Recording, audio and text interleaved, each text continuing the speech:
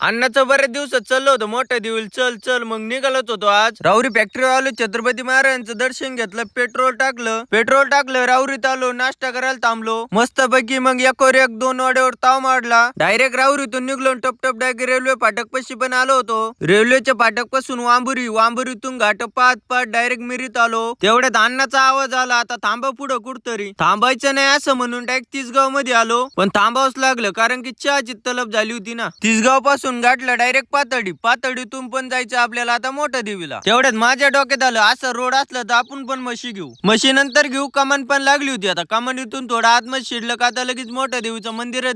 दिसत म्हणजे आता मंदिराच्या खाली पण आलो होतो आता थोडेफार घाट चढून डायरेक्ट वरती आलो आज मंगळवार होता भरपूर गर्दी पण होती कोण कोण देवीच्या दर्शनाला आलेलं इथं कोण कोण येणार तेवढं कमेंट करून नक्की सांगा तोपर्यंत अण्णा मी पण जातो मंदिरात आणि दर्शन घेतो आता इथं व्हिडिओ तर काढून देत नाही पण तुमच्यासाठी फक्त गपचित पुढे गेलो व्हिडिओ काढला आता आमच्या सोबत तुम्ही पण आलेले त्याच्यामुळे तुम्ही पण दर्शन करून घ्या 12 वाजायला पण 10 मिनिटं कमी होते आणि आरती पण चालू होणार होती तोपर्यंत अण्णा मी चिटकीत होती इथं टोकळा पण टोकळा काही चिटकत नव्हता टोकळा खालीच पडत होता एकदम राईट 12ला आरती चालू झाली आरतीसाठी पण पूर्ण मंदिर गच्च भरलं होतं आरती तर झाली होती लगेच निघालो होतो आम्ही जेवण करायला अण्णांनी पण लगेच 2 ताट आणले तुम्ही पण कधी आले तिथं प्रसाद घेऊन नक्की जा जेवण करून आम्ही काय केलं ते पुढल्या भागात तर वर घ्या टप टप तुम्ही फॉलो लाईक करून